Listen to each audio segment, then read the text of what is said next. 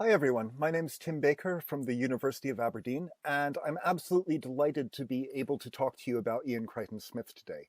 It's very much personally satisfying to me for two reasons. I wrote my PhD on George Mackay Brown, who was, like Crichton Smith, an island-based writer of the second half of the 20th century who wrote poetry and short stories and novels about the nature of island communities. And as I finished that project, I discovered Crichton Smith's work and realized that he's the one I should have been focusing on all along. Crichton Smith, in a lot of ways, is one of the most nuanced thinkers about the nature of community that Scotland has produced. I think his work is important in many ways, which I'll go on to talk about a little. I'm also pleased for a more local resonance. Crichton Smith studied at the University of Aberdeen, where I teach, and his poems about that experience are some of the most interesting ones around. And I think these two closely connected ideas of philosophical approaches to community and ties to particular places are something that we see in the stories I'll be talking about, combined with the very serious question of how an individual responds to them. I'm sure a lot of you will be familiar with Crichton Smith's work already. He was really an amazingly prolific writer, publishing 20 collections or so of poetry in English and many more in Gaelic. The three omnibus collections of his English short stories now available stretch to over 1,500 pages. The forthcoming collection of his Gaelic short stories, edited by my colleague Murray Watson, is also sizable. He wrote around a dozen novels. You're most likely, I think, to know his great short novel of the Highland Clearances, Consider the Lilies, from 1968. But there are many others, some of which are really excellent. There are also essays and plays and all sorts of other things. And one of the really big difficulties for scholars and readers is not only just how much work there is, but the fact that Crichton Smith is prolific in both English and Gaelic, and there are relatively few scholars and readers who are equally conversant in both traditions. I think this enormous production accounts for some of the difficulty in reading and in teaching Crichton Smith's work. There's so much of it, and a lot of it is very good, and very few people have the time and the skill to read all there is. But in the past 20 years or so, Crichton Smith's mastery of the short story in English has become more and more recognized, and I think is a really good place to start. As it happens, I'm personally not a huge fan of biographical readings of writers' work, but I think understanding Crichton Smith's biography is really crucial to understanding his themes. Although a number of reviewers and readers have gotten this wrong kind of consistently and placed all of his childhood on an island, Crichton Smith was actually born in Glasgow in 1928 to two parents from Lewis. His father died of tuberculosis not long thereafter, and Crichton Smith moved to Lewis with his mother and his two brothers. They lived in Babel on the Point Peninsula. At 11, he won a scholarship to the Nicholson Institute in Stornoway for school. As he describes it in later writing, this was one of his first moments of exile. He describes how strange it was to move to the larger town. In moving from an environment that was really predicated on fishing to one that was based around education, he already felt in childhood that he was abandoning his community. And this is also a linguistic exile. The language of Crichton Smith's childhood was Gaelic, the language of his schooling was English. And this sense of abandonment and dislocation is really everywhere in his works, including in some of the stories I'll talk about today. And he describes a similar sensation when he goes to Aberdeen for university. He finds city life both transformative and also overwhelming. After university, Crichton Smith and his mother live in Dumbarton. He has a stint in the National Service and gets his first job as a teacher at the Clydebank High School, where he teaches until 1955. Then he moves to Oban, where he teaches for a much longer period of time until he takes early retirement in 1977. And a lot of his novels in particular are really about the difficulties and sometimes the pleasures of teaching. And I think the reason this little biographical sketch is so important is that it's very common, and it's not inaccurate, to describe Crichton Smith as a writer from Lewis. Lewis is absolutely central to his work. A lot of his poems and stories are set there. Often they're set in small villages that are unnamed, but very much like the one that he grew up in. The wholeness of remote or rural communities is a dominant theme in his writing. But Crichton Smith is also writing mostly from a distance. In his English language work, he often points to both island communities and to Gaelic as being, at the very least, precarious and difficult to sustain. His work isn't nostalgic in a straightforward sense, but he treats this idea of community as something that is always longed for, but that is quite difficult to achieve. And he sets this out really clearly in a really important essay called Real People in a Real Place. It is this sense of community that one thinks of most when one compares the island with the city. It was because of the community that the fact of exile became so desolate and frightening. The positive side of community is the sense of warmth, settledness that it gives, the feeling that one has a place, a name, that one will not be consigned to the chilly air of pure individuality. It is the sense that what one belongs to is a sustaining force, even though it's nearly always conservative and hostile to change. It is far more difficult to live in a community than to live in a city. For in a community, one must have an awareness of the parameters beyond which one cannot go. The shame of dropping out of the community to become pure individuality in a void would not be a concept that a community could sustain. And I think this is really central to understanding Crichton Smith's work. Community is not just a geographical place, it's a way of being. It is comforting, to be sure, but that doesn't mean it's utopian or idyllic. Community life for Crichton Smith is fundamentally difficult, but leaving the community in its own way is just as difficult. And I think these questions of exile, of difference, of the relationship between the individual and the social are what make Crichton Smith's work still so relevant. Questions of what it means to live far from your home, what it means to want to leave that home, to be unable to return, are common really to so many of our lives. Crichton Smith's work might seem really culturally specific, but the questions it asks of the nature of our connection with each other, of how we communicate with each other, I think those really are much more universal. And you can see these questions in the stories I'm talking about today, which I want to approach chronologically. I think one of the really interesting elements of putting these four stories together is that it gives us a great opportunity to look at a writer's development. It's not just that the stories get better as they go, although I think they absolutely do, but that there's a real sense in which we can see Crichton Smith developing his craft and his preoccupations. So the four set stories are Mother and Son, which was published in Alma Mater, the Aberdeen Student Literary Magazine, in 1949. Home, which was published in his first collection of stories, Survival Without Error, in 1970. The Telegram from the Black and the Red in 73. And The Red Door in the Village, which is probably my favorite collection of Crichton Smith's stories, in 1976.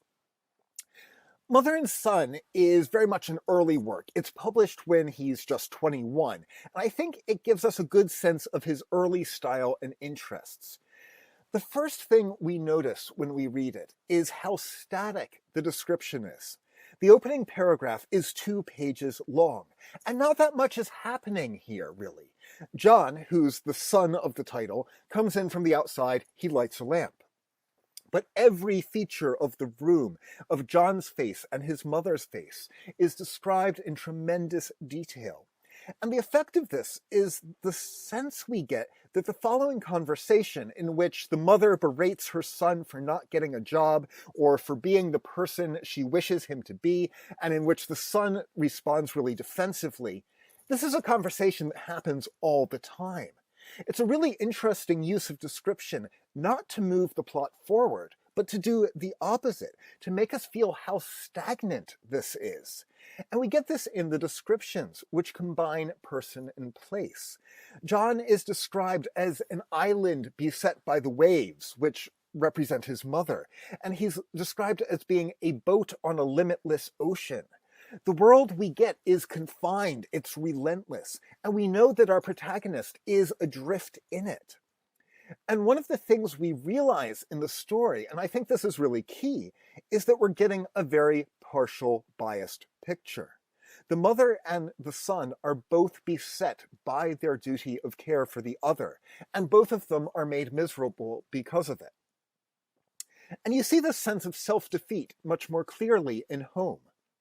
Home is a difficult story in a lot of ways because, like Mother and Son, Crichton Smith has a very unsympathetic focalizer. In Mother and Son, we have a protagonist who's just sort of aimless. In Home, our protagonist is actively racist, and the reader, especially the modern reader, needs to think about what we might want to do with that. The story itself is very simple. A man and his wife return to his hometown. He's eager to show his old neighbors how he has escaped 35 years later. He now has a family. He has a fancy car. And his neighbors don't really care about this. The story is at a very basic level about the impossibility of return, but it's also a story about pervasive violence. As in many of Crichton Smith's early stories, the use of color is key here. At the start of the story, the visiting couple remembers a man named Jameson.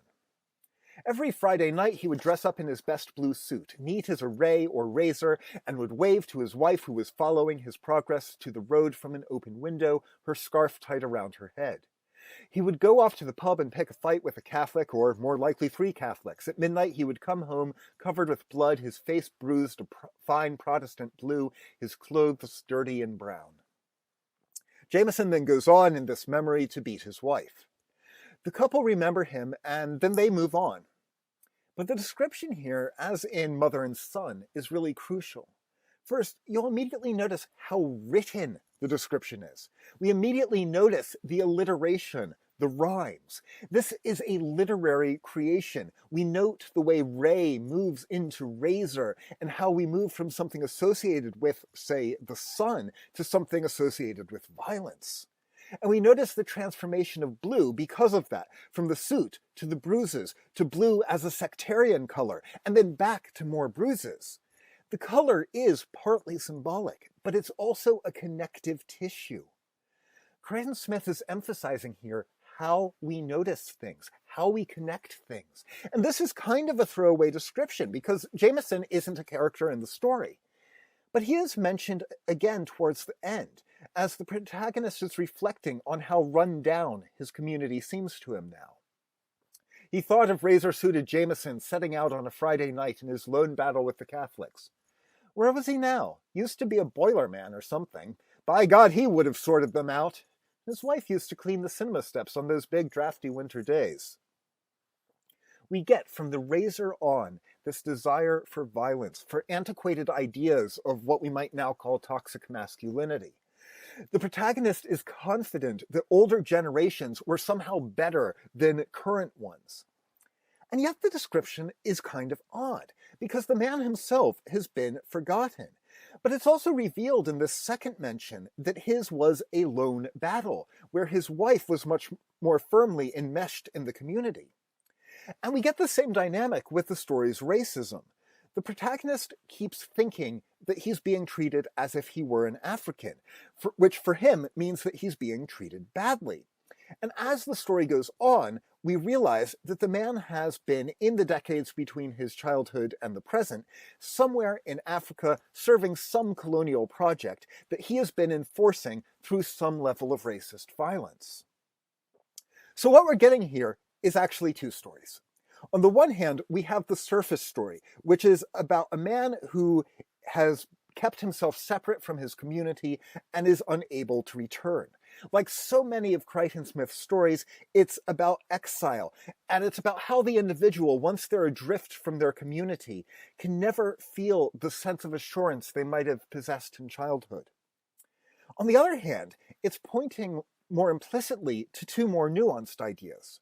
One is, again, this idea that community is not idyllic or unified. This community was a place of violence and hatred as much as any other. The other is that the relation between the community and the individual is not an organic one. The man's time in Africa isn't really detailed or explained. But at the end, with a piercing stab of pain, he recalled Africa, the drinkers on the veranda, the sky large and open and protective, the place where one knew where one was among Europeans like oneself. To have found one's true home was important after all. He sniffed his whiskey, swirling it around in the goblet, golden and clear and thin and burningly pure. A homogeneous, unified community is created, it seems, through violence. We never even know where in Africa he's been, and he clearly doesn't particularly care. Instead, he frames it as a space that's home, because it's a space where he has power. Home isn't comfort, home is threat. Crichton Smith's use of an unreliable and deeply unpleasant narrator becomes a way of contrasting different ideas of community.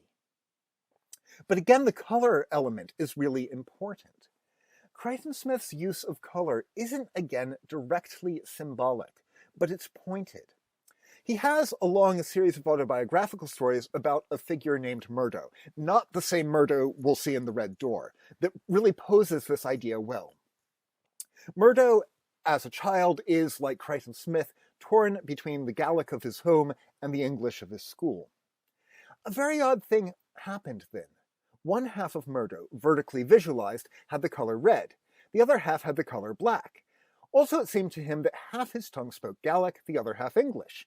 There was a smell of salt herring from the black half and a smell of bacon from the other half. Color becomes a way to represent what can't easily be put into words. And we see this most clearly in the other two stories. In The Telegram, where a yellow telegram is the only bit of color in the story, and it changes everything, and in The Red Door, where Murdo's discovery that his door has been painted red, again changes everything. I think these stories are much more complicated than the first two. They're much more subtle. The opening of The Telegram gives us the same sort of description we have in Mother and Son, but it has a very different effect. The two women, one fat and one thin, sat at a window of the thin woman's house drinking tea and looking down the road which ran through the village. They were like two birds, one a fat domestic bird perhaps, the other more aquiline, more gaunt, or, to be more precise, more like a buzzard. What we instantly notice is this process of refinement, as the narrative voice keeps trying to be more precise, keeps laboring the imagery. As in Home, we notice how written this is, how controlled. This isn't exactly omniscient narration. It draws attention to the artifice of the text. The women in the story are waiting news of their sons who have gone to war, and they know that this telegram, which they see a man about to deliver, is going to bring news of a death, and they fervently hope, each of them, that the news is not for them. The women are at odds. They don't really like each other, mostly for reasons of class. And we watch them sniping at each other. And then there are sudden emotions, and then there's a moment of empathy between them. And for most writers, this moment of empathy would be the end of the story. But for Crichton Smith, it isn't. The women actually go back to their sniping. But the empathy holds for the reader. And the final reveal of the story, which I'm not going to spoil for you because I do hope you go read this, it does change everything. But we don't see the women react to this final revelation. Instead, the emotion of the story is given over to the reader. In earlier stories, in Mother and Son and Home, the reader is held apart. Here, the reader has to react. And we see something similar in The Red Door. Murdo wakes to find his door is red. And he takes this as a symbol that he must live a more independent, proactive life. It becomes a story of self-actualization, and it ends with the lonely protagonist going to visit a potential romantic interest. Both stories, although they're very different in their specifics and their setting, follow a pathway between individualism and conformity, but they don't have a clear resolution. In The Telegram, individuality is framed as selfishness, a lack of concern for one's neighbors. In The Red Door, individualism is seen as a form of liberation. In both stories, though, the construction of community is important. Unlike those earlier stories, these characters really do live within a community. They're absolutely formed by it, but they also see themselves as somehow outside it. In The Red Door, we see the way imagination gives rise to individualism. Murdo had never in his life done anything unusual. Indeed, because he was a bachelor, he felt it necessary that he should be as like the other villagers as possible. Nevertheless, there were times when he felt that there was more to life than that. He would feel this especially on summer nights when the harvest moon was in the sky, the moon that ripened the barley, and the earth was painted with an unearthly glow, and the sea was like a strange volume which none could read except by means of imagination. So conformity is a choice here. It's a way to feel safe. One is not inherently like one's neighbors. One chooses to be. But the earth is more than the human. Living in the world is an imaginative, a poetic act. And this act of imagination leads to a better communication with others. Near the end of the telegram, for instance, the fat woman believes for a moment that the thin woman's son has died. And at that moment, the fat woman saw. She saw the years of discipline. She remembered how thin and unfed and pale the thin woman had always looked, how sometimes she had had to borrow money, even a shilling, to buy food. She saw what it must have been like to be a widow bringing up a son in a village not her own. She saw it so clearly that she was astounded. It was as if she had had an extra vision, as if the air itself brought the past with all its details nearer. The moral of both stories, in a sense, is that we live with each other through the imagination. If imagination can be damaging, as it is in home, it can also be a form of salvation. But I think what's really fascinating to me about these stories is the way an external catalyst leads to these recognitions, these imaginative acts. The moment of empathy in the telegram comes only from the eponymous telegram as it winds its way down the street. In The Red Door, it's even stranger because we never figure out exactly who painted Murdo's door red. He believes that this red door reveals something about himself, and instead of thinking of himself as being like all the other villagers, he wants to think of himself as the sort of villager who has a red door. But he's not actually the one who makes that initial choice. I think Crichton Smith is playing a game of sorts with the reader. We want to read the color symbolism of the red door and the yellow telegram in ways that reveal individual psychology, the way we read the blue suit in Home. But I think that's not quite right, actually. Instead, in all of these stories, Crichton Smith asks us to place ourselves as readers, to think about our own experiences, our own communities. That is, the stories are not as literal as they might appear, and they're also not purely symbolic. Rather, they present the twins of community and individualism as always in negotiation. And this is a negotiation, crucially, that comes from the reader's own imagination.